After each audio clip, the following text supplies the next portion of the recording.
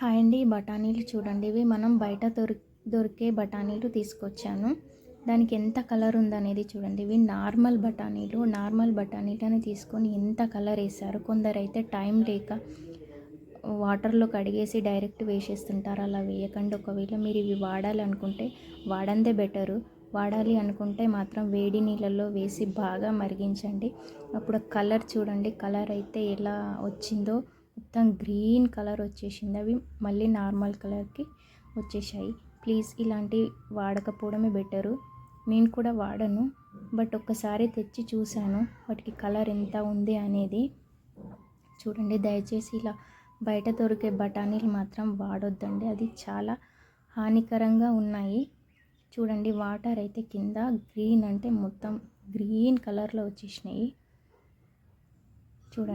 చూడండి మళ్ళీ చూస్తే నార్మల్ కలర్కి వచ్చేసినాయి. వాటర్ చూడండి ఎంత గ్రీన్ కలర్ ఉందో, మనం కలర్ వేసిన లాగా వచ్చేసినాయి గ్రీన్ కలరు. చూడండి, ఇవి వాడకపోవడమే చాలా బెటరు. పిల్లలకు కూడా హెల్త్ ప్రాబ్లమ్స్ వస్తాయి. Thank you.